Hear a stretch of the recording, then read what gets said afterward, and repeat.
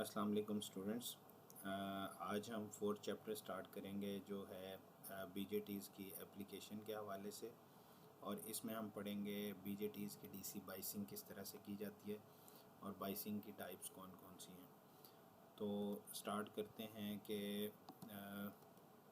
हमने जो last lecture में कुछ चीज़ें पढ़ी थी उन्हीं से स्टार्ट लेते हैं कि एक तो transistor amplifier design needs knowledge of both DC and AC components, AC response of the system. जब भी आप इलेक्ट्रिकल सिस्टम की बात करते हैं तो या कंट्रोल सिस्टम की बात करते हैं तो इसमें दोनों कंपोनेंट्स आपके लिए इम्पॉर्टेंट होते हैं, एसी कंपोनेंट भी और डीसी कंपोनेंट भी। और जो भी आपका इलेक्ट्रॉनिक एम्पलीफिकेशन है इसमें दोनों कंपोनेंट्स इंपॉर्टेंट होते हैं। किसी भी इलेक्ट्रॉनिक एम्पलीफिकेशन सिग्नल का, एम्पलीफाइड सिग्नल का डीसी पोर्शन भी और उसका एसी पोर्शन भी। अगर इसकी बाइसिंग की बात की जाए तो biasing is basically a phenomena जहां आप उसको इग्नाइट करते हैं और कोई एक्सटर्नल सोर्स अप्लाई करते हैं। बाइसिंग को अगर हम डिफ़ाइन करना चाहें तो it is the DC, if we apply DC voltage to a transistor in order to turn it on so that it can amplify the AC signal। मतलब आपने डीसी वोल्टेज अप्लाई की transistor पे और वो amplify करे उस signal को, तो इसको आप कहेंगे कि बाइसिंग आपने की है। When transistor is biased we establish certain current and voltage conditions of a transistor। ठीक है, तो वो ऑपरेटिंग कंडीशंस कौन सी होंगी? आपने उसका क्यू पॉइंट फाइंड आउट करना है या DC operating point find out करना है। तो it is important to keep operating point stable for proper working of a transistor. मतलब ट्रांजिस्टर की फंक्शनिंग को स्टेबल रखने के लिए ये इंतहाई इम्पॉर्टेंट है कि आप उसके क्यूसेंट पॉइंट को स्टेबल रखें। ठीक है, तो कुछ एक्सप्रेशंस थी जो हमने लास्ट क्लास में भी देखी थी कि V B is always equal to 0.7 volts। It depends upon the material you are using. If you are using silicon it will be 0.7 volts, and accordingly if you are changing the material for gallium arsenide it will be different, and for germanium it will be different। तो second जो हमने देखी थी expression, that was I E is equal to beta plus one I B. ठीक है, और third expression जो हमने देखी थी बीजेटीज इंट्रोडक्शन के लेक्चर में, that was because beta is equal to ratio of IC collector current and IB, hence we can say that IC is equal to beta IB। ठीक है, तो फर्दर ये एक डिफरेंट करेक्टरिस्टिक कर्व है जिसको हमने लास्ट क्लास में बड़ा डिटेल में डिस्कस किया था। तो हम देखेंगे कि एक्चुअली क्यूसेंट पॉइंट क्या होता है और आपकी जो करेक्टरिस्टिक कर्व है ट्रांजिस्टर की उसमें क्यूसेंट पॉइंट को किस तरह से आप फाइंड आउट करते हैं, और क्यूसेंट पॉइंट की लोकेशन रीजन्स के हिसाब से क्या होती है। रीजन्स मतलब कि हमने सैचुरेशन रीजन पढ़ा था, कट ऑफ रीजन पढ़ा था, एक्टिव रीजन पढ़ा था और ब्रेक डाउन रीजन पढ़ा था। तो इन सारे रीजन्स में पॉइंट किस जगह पे लाई करे क्यूसेंट पॉइंट, तो आपका ट्रांजिस्टर बेहतर ऑपरेट करेगा। अगर हम सिंपल इस स्लाइड को देखें और इस ग्राफ को नोटिस करें तो ये ग्राफ है बेसिकली आई सी और वी सी ई के दरमियान upon certain given values of base current I B. ठीक है, आई बी की वैल्यूज़ हैं 0 से लेके 0 माइक्रो एम्पेयर से लेके 80 माइक्रो एम्पेयर तक, और आई सी की वैल्यूज़ जो हैं वो हैं 0 से लेके 25 पे, जो कि वाई एक्सिस के अलॉन्ग है, और एक्स एक्सिस के अलॉन्ग आपका वी सी ई है जो कि 0 से लेके 20 वोल्ट्स तक कंसीडर किया हुआ है। तो ये ग्राफ सिंपल आई सी और वी सी ई के दरमियान है और upon certain given values of I B. ठीक हो गया। अच्छा जी, अब हम इसी ग्राफ को फर्दर डिस्कस करते हैं कि इसमें 4 पॉइंट्स गिवन हैं, A B C and D. ठीक है, और जो अपर बाउंड्रीज़ हैं ब्रेक डाउन रीजन की, जो बाउंड्रीज़ हैं वो P C max maximum power से शो की हुई हैं, जो पॉइंट्स हमने इस कर्व पे लास्ट टाइम भी देखे थे। तो P C max is always equal to V C E multiplied by I C. ठीक है। जो मैक्सिमम पावर है वो IC मैक्स और VCE मैक्स का प्रोडक्ट होगा, P is equal to VI के फार्मूला से। तो फ़र्ज़ करें हम पॉइंट A को कंसिडर करते हैं। Point A is at origin. At origin means it is conducting no current, no IC and no voltage. So दोनों वैल्यूज़ IC की भी और VCE की भी ज़ीरो हैं, तो आपका ट्रांजिस्टर जो है वो ऑफ स्टेट में है, उसकी कोई फंक्शनिंग नहीं है, ठीक है। अब हम चलते हैं पॉइंट B की तरफ। B point is quite far from saturation region and equally far from cutoff region, and you can see that it is also having certain distance from the maximum power region as well, breakdown region you can say। तो ये तकरीबन दरमियान में है दोनों तीनों sections के। तो ये सारा रीजन जो है, जो आपको वाइट में नज़र आ रहा है, ये सारा रीजन आपका एक्टिव रीजन है, ठीक है। और इसी रीजन के अंदर आपका ट्रांजिस्टर जो है वो बेस्ट फंक्शनिंग करता है। तो हमने बात की थी कि आपका जो क्यूसेंट पॉइंट है वो हमेशा स्टेबल होना चाहिए। तो अगर B पॉइंट को कंसीडर करें तो इसको एम्पल टाइम रिक्वायर्ड है, एम्पल वैल्यूज़ रिक्वायर्ड हैं इन कंपोनेंट्स की to go across the boundaries, either to move towards saturation region or it will move towards cutoff region, or if it wants to go towards breakdown region। तो ये तकरीबन दरमियान में है, तो ये पॉइंट relatively ज़्यादा स्टेबल है, ठीक है। अब हम चलते हैं पॉइंट C की तरफ, which is quite close to origin and it is equally closer to saturation region as well, it is closer to cutoff region। तो इसके लिए इन बाउंड्रीज से, इन एक्टिव रीजन से बाहर निकलने के लिए कम एफर्ट रिक्वायर्ड है, लेकिन इसको ब्रेक डाउन रीजन की तरफ जाने के लिए एम्पल रिक्वायर्ड हैं वैल्यूज़। तो इसलिए ये पॉइंट जो है ये B की निस्बत कम स्टेबल होगा, ठीक है। इसी तरह अगर हम D को कंसिडर करें, D सैचुरेशन से तो खासा दूर है लेकिन कट ऑफ के नज़दीक है और मैक्सिमम पावर की तरफ ये बिल्कुल क्लोज है। तो अगर हम इस पॉइंट को कंसीडर करते हैं तो ये भी रिलेटिवली कम स्टेबल है, क्योंकि मैक्सिमम पावर के रीजन के ये बिल्कुल नज़दीक है और ये ब्रेकडाउन की तरफ इजीली मूव हो सकता है, ठीक है। तो ये सिंपल एक्सप्लेनेशन थी इस कैरेक्टरिस्टिक कर्व की। ये अगली 2-3 स्लाइड्स जो हैं इसमें यही चीज़ें सारी डिस्क्राइब की हुई हैं कि किस तरीके से वो कर्व जो है वो एक्सप्लेन होती है कि IC मैक्स और VCE के दरमियान ये कर्व है। PC मैक्स आपको मैक्सिमम पावर शो करता है और जो आपकी डिवाइस है वो आप ऑपरेट नहीं कर सकती सर्टन बाउंड्रीज़ के अलावा, सर्टन लिमिट्स के अलावा। और क्यूसेंट पॉइंट आपका स्टेबल होगा जहां आपको कम एफर्ट रिक्वायर्ड होगी सैचुरेशन की तरफ जाने में और ज़्यादा एफर्ट रिक्वायर्ड होगी सैचुरेशन या एक्टिव मोड से निकलने के लिए। अगेन पॉइंट A, B और C को A, B, C और D उनको डिस्क्राइब किया हुआ है और एंड पे कंक्लूड किया हुआ है इन दोनों स्लाइड्स में कि जी जो पॉइंट B है that is the better point as compare to other 4 points as well. Therefore, seems the best operating point is B in terms of linear gain and largest possible voltage or current swing. This is usually the desired condition for small signal amplifier, but not the case necessarily for power amplifier. मतलब small signals के लिए तो आप इसको apply कर सकते हैं, लेकिन पावर एम्पलीफायर के केस में ये केस आपका आइडियल नहीं कंसीडर होगा। अच्छा जी, नेक्स्ट हम देखते हैं कि हमने 3 स्टेट्स ऑफ ऑपरेशन देखे, तीनों रीजन्स हमने डिस्क्राइब किए। First one was active region, linear region operation, या फिर second one was cut off region, third one was saturation region, ठीक है। इन तीनों रीजन्स को हमने लास्ट क्लास में खासा डिटेल में देखा था। अब ये चैप्टर है हमारा DC बाइसिंग के हवाले से। तो DC बाइसिंग में ये डिफरेंट बाइसिंग टेक्निक्स हैं जिनको यूज़ करते हुए आप अपने ट्रांजिस्टर को किसी भी एप्लीकेशन के लिए प्रिपेयर कर सकते हैं, ठीक है। First one is fixed bias circuits, second one is emitter stabilised bias circuits, third one is collector emitter loop, then fourth one is voltage divider biasing, then last one is DC bias with voltage feedback circuits.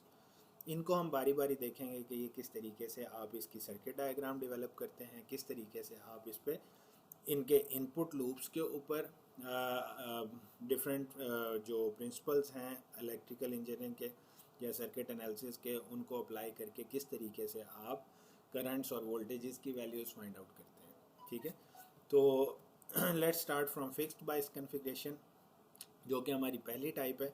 इस type में आप देख रहे हैं कि simple आपने इसको fixed क्यों कहते हैं कि आप इस पे फिक्स्ड वीसीसी अप्लाई कर रहे हैं।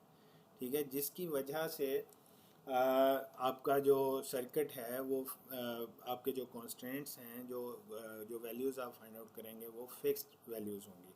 ठीक है, और इसमें एमीटर के ऊपर जो आप देख रहे हैं कि बेस के ऊपर एक बेस को कनेक्ट किया हुआ है एक आरबी रेजिस्टेंस के साथ, कलेक्टर के ऊपर एक आरसी रेजिस्टेंस है, और दो आपने कैपेसिटर्स यूज़ किए हैं, C1 इनपुट पे और C2 आउटपुट पे, और VBE is the current from base to emitter, voltage from base to emitter, and VCE is voltage from collector to emitter।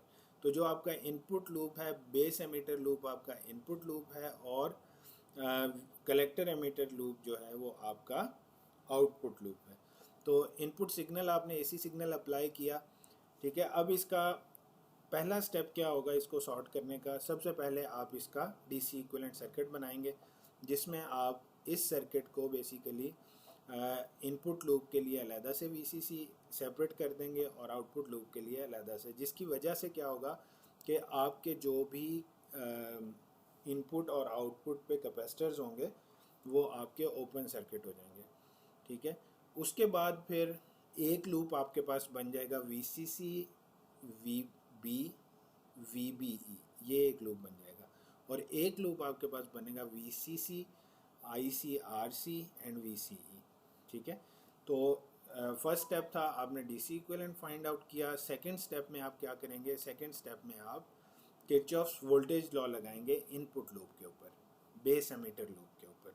ठीक है, जो कि स्टार्ट करते हैं हम इस वोल्टेज सोर्स से, जो कि हमारा वीसीसी फिक्स्ड वोल्टेज है, लोअर टर्मिनल से, लोअर पोटेंशियल से हायर पोटेंशियल की तरफ मूव कर रहे हैं। इसका मतलब है कि आपका वोल्टेज ड्रॉप हुआ, आपका वोल्टेज गेन हुआ, जिसकी वजह से आप पॉजिटिव साइन लगाएंगे, ये वीसीसी पॉजिटिव हो गया।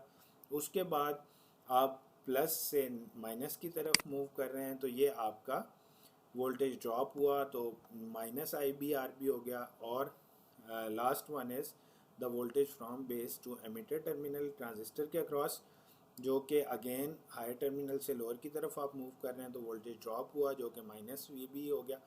तो KCL के थ्रू आपने जो इक्वेशन निकाली, that will be VCC minus IB RB minus VB is equal to 0। अब हमने जो फाइंड आउट करना है that is basically my base current IB आपने फाइंड आउट करना है। अगर इस इक्वेशन को आप सॉर्ट करते हैं तो उस केस में आपके पास जो IB की वैल्यू आएगी that will be equal to total voltages divided by resistance through base, तो that will be VCC minus VB divided by RB। तो इनपुट लूप को अगर आप KVL से सॉर्ट करते हैं तो बेस करंट जो आप फाइंड आउट करेंगे that will be equal to IB is equal to VCC minus VB divide by RB। तो ये हमारा बेस एमिटर लूप सॉर्ट हो गया। इसके बाद कलेक्टर एमिटर लूप पे, जो कि हमारा आउटपुट लूप है, इसके ऊपर अगर हम KVL अप्लाई करते हैं तो जैसा कि हमें पता है कि बीटा की वैल्यू जो है that is always equal to IC is equal to beta IB। ठीक है, तो अगर हम आउटपुट पे KVL अप्लाई करते हैं तो उस केस में VCE will be equal to VCC minus ICRC। ठीक है, तो क्लॉकवाइज डायरेक्शन में आप अप्लाई करें, ये नेगेटिव टर्मिनल से पॉजिटिव की तरफ आप जा रहे हैं तो VCC will be plus VCE, और जो इसके अक्रॉस होगा रेजिस्टेंस RC के अक्रॉस होगा that will be voltage VC and that will be equal to ICRC। And then आप पॉजिटिव से नेगेटिव की तरफ मूव कर रहे हैं तो ये वैल्यू आपकी ड्रॉप हुई, जो कि नेगेटिव होगी माइनस VCC। तो अगर आप इसका KVL लूप अप्लाई करके इक्वेशन फाइंड आउट करें और उसको सॉर्ट करें तो that will be equal to VCE is equal to VCC minus ICRC। ठीक है, तो ये दोनों सर्किट्स आपके सॉर्ट हो जाते हैं। इस तरह से इनपुट लूप भी आपने सॉल्व कर लिया और फिर आउटपुट लूप भी आपने सॉल्व कर लिया। अच्छा जी, नेक्स्ट ये एक एग्जांपल गिवन है जिसमें सिंपल पहले आप इसको सॉल्व करेंगे तो VCE is equal to 12 volts given है, IRB जो है वो 240 किलो ओम गिवन है, और C1 की वैल्यू भी गिवन है, C2 की वैल्यू भी गिवन है, बीटा जो है that is equal to 50 and then further VCE आपको फाइंड आउट करना है, VBE आपको गिवन होगा, ठीक है, according to the material you are using. तो इस केस में आप क्या करेंगे, जैसे हमने प्रोसीजर देखा है पीछे फिक्स्ड बाइस का, बिल्कुल उसी तरीके से आप सबसे पहले इनपुट लूप के ऊपर आप KVL अप्लाई करेंगे और फिर आप आउटपुट लूप के ऊपर KVL अप्लाई करेंगे और जो भी अननोन्स हैं इनको आप फाइंड आउट कर लेंगे। अच्छा जी, ट्रांजिस्टर सैचुरेशन आपने फाइंड आउट करनी है कि आप कितना मैक्सिमम IC क्रॉस करवा सकते हैं थ्रू ट्रांजिस्टर। तो उसके लिए फार्मूला है IC saturation is equal to VCC divided by RC। ठीक है, तो ये इसकी सैचुरेशन के लिए फार्मूला आपको गिवन है। फर्दर हम देखते हैं कि ये तो था अप्रॉक्सीमेट एनालिसिस जो हमने पीछे वैल्यूज़ फाइंड आउट की हैं। ठीक है, तो अगर हम लोड लाइन एनालिसिस की बात करें, लोड लाइन एनालिसिस से आप फिक्स्ड बाइस की कैलकुलेशंस कैसे कर सकते हैं। उस केस में आपको कोई भी एक ग्राफ गिवन होगा, कोई एक करेक्टरिस्टिक कर्व गिवन होगी, जिस तरह पीछे हमें करेक्टरिस्टिक कर्व गिवन थी, तो उसमें IB की वैल्यूज़ गिवन होंगी, VCE की सर्टन वैल्यूज़ गिवन होंगी, IC की सर्टन वैल्यूज़ गिवन होंगी। ठीक है, जो आपके पास इक्वेशन है that is for output VCE is equal to VCC minus ICRC for fixed bias output। ठीक है, इस आउटपुट को यूज़ करते हुए लोड लाइन एनालिसिस की आपने स्ट्रेट लाइन ड्रॉ करनी है सबसे पहले, जहां आप इस इक्वेशन में पहले IC को ज़ीरो कंसिडर करेंगे टू कैलकुलेट VCE, देन आप इसी इक्वेशन में VCE को ज़ीरो प्लेस करेंगे to calculate value of IC। ठीक है, जब आप इन दोनों पॉइंट्स को फाइंड आउट कर लेंगे, जो आपका IC की वैल्यू होगी that will be somewhere on this axis Y axis and this value will lies somewhere on X axis. ठीक है, तो ये दोनों पॉइंट्स आपके निकल आए। by placing IC is equal to 0 you have calculated VCE, by placing VCE is equal to 0 you have calculated IC। तो इन दोनों पॉइंट्स को आपने मिला दिया।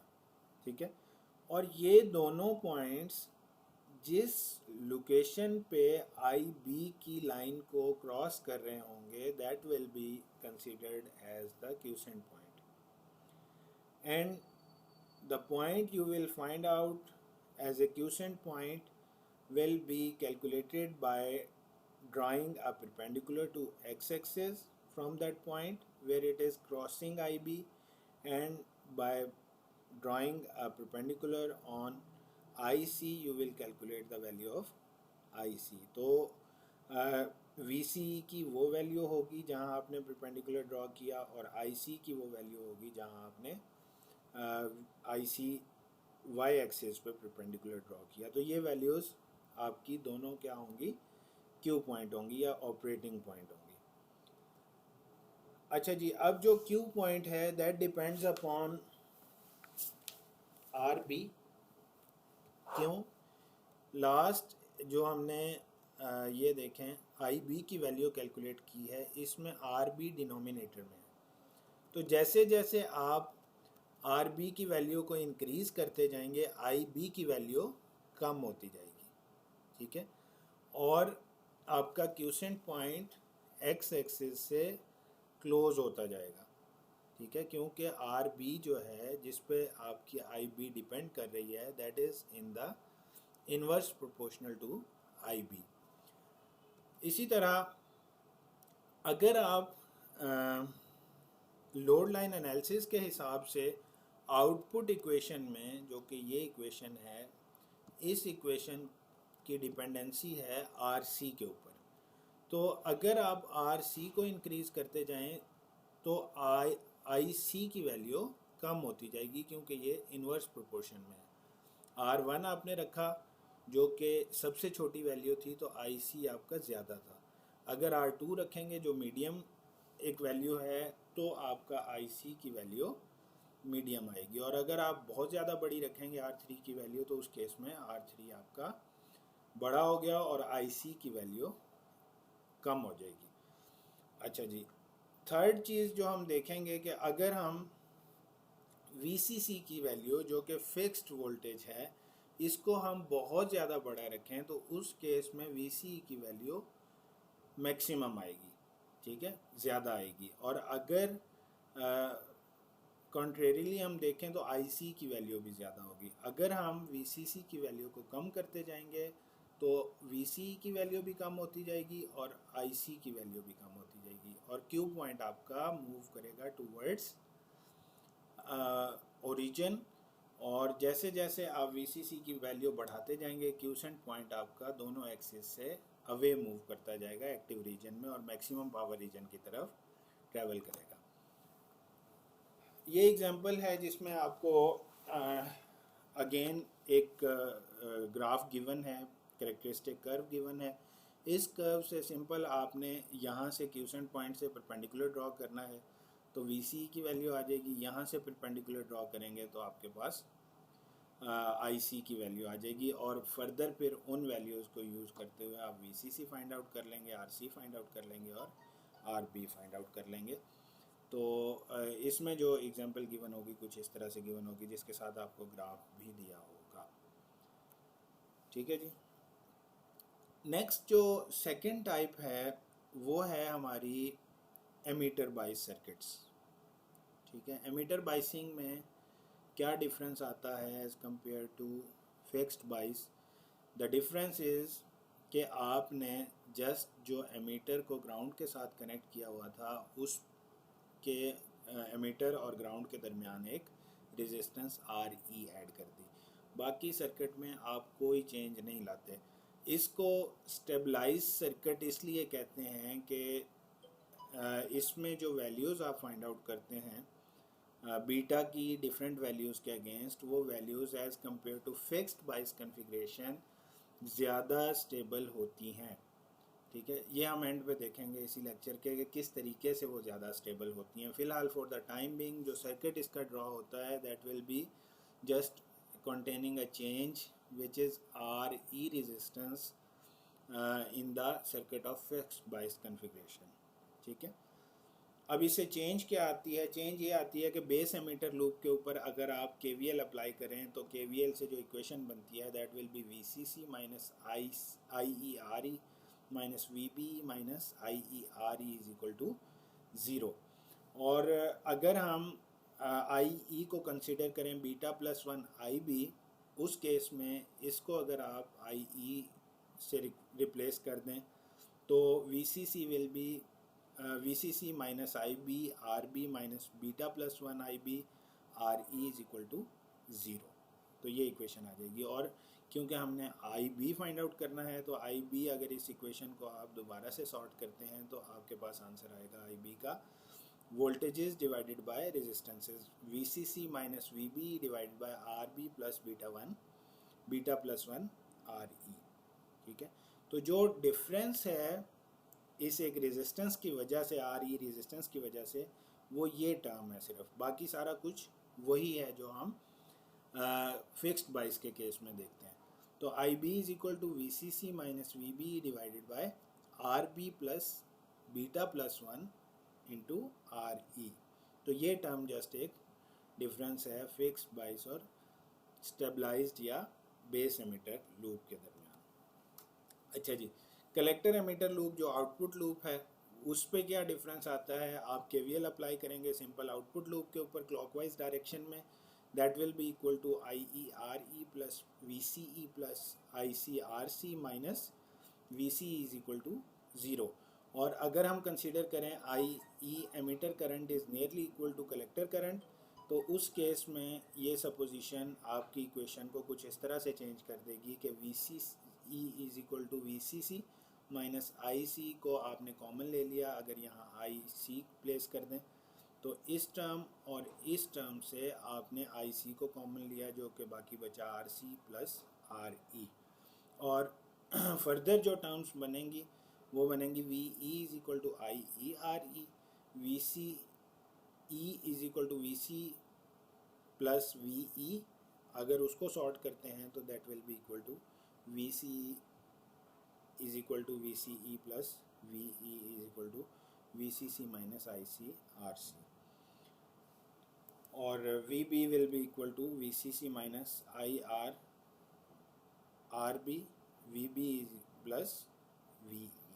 तो इसको आप अगर इनपुट लूप आउटपुट लूप को KVL अप्लाई करके सॉर्ट करें तो कुछ इस तरह से आपकी इक्वेशंस आ जाएंगी। आगे एक एग्जांपल गिवन है, अगेन 20 वोल्ट्स का आपका फिक्स्ड VCC अप्लाई किया हुआ है, 430 किलो ओम की एक रेजिस्टेंस RB है, कलेक्टर रेजिस्टेंस जो है RC that is equal to 2 kilo ohm, और इसी तरह से दो कैपेसिटर्स कनेक्ट किए हुए हैं इनपुट और आउटपुट के ऊपर, और बीटा की वैल्यू 50 कंसीडर की हुई है, और अगेन जो आपका RE ऐड किया है that is equal to 1 kilo ohm. तो पहले आप इनपुट लूप के ऊपर KVL अप्लाई करेंगे, उसके बाद फिर आप आउटपुट लूप के ऊपर KVL अप्लाई करेंगे, और ये सारी वैल्यूज़ आप फाइंड आउट कर लेंगे वन बाय वन।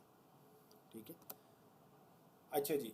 अब जैसे मैंने आपको पहले बताया कि डिफरेंस क्या आता है, चेंज क्या आती है, चेंज आती है स्टेबिलिटी। ठीक है, इस सर्किट को जो एमीटर बाइस सर्किट है इसको आप स्टेबल कहते हैं as compare to fixed bias circuit. क्यों? क्योंकि इसमें जो वैल्यूज़ आती हैं वो as compare to the other circuit of fixed bias are more stable. ठीक है, ट्रांजिस्टर सैचुरेशन आप अगेन कैलकुलेट करना चाहें तो सिर्फ एक चेंज है कि RE की रेजिस्टेंस ऐड हो जाती है RC में, बाकी आपका फार्मूला वही है, IC saturation is equal to VCC divide by RC plus RE। अच्छा जी, स्टेबिलिटी क्या है? स्टेबिलिटी आप देखें कि ये वो सर्किट है जो फिक्स्ड बाइस का था, और ये वो सर्किट है जो एमीटर बाइस का है या स्टेबलाइज्ड बाइस का है।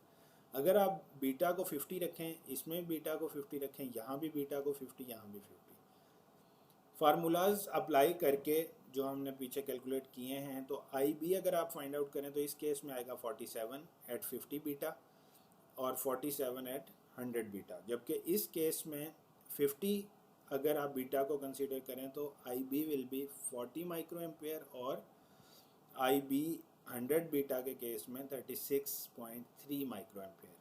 ठीक है, थोड़ा सा डिफरेंस आ गया यहाँ पे।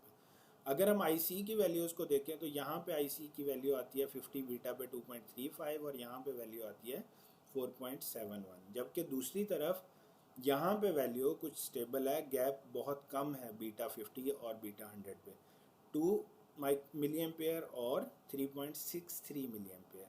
ठीक है, तो ये ख़ासा डिफरेंस है। उसके बाद अगर आप देखें तो VCE अगर कैलकुलेट करें बीटा 50 पे दैट इज़ 6.83 और 100 पे 1.64, जबकि यहाँ पे आप वो वैल्यूज़ देखें तो ये 13.97 है और ये वैल्यू 9.11 है, तो ये डिफरेंस भी इसकी निस्बत कम है। तो जो वैल्यूज़ पैरामीटर्स की आप फाइंड आउट करते हैं बाय प्लेसिंग RE रेजिस्टेंस और स्टेबलाइज्ड या फिर एमीटर बाइसिंग के केस में, तो आपके results as compare to simple fixed bias circuit are better, means that your circuit is more stable. That's it for today's lecture. बाकी इंशाल्लाह नेक्स्ट क्लास में देखें।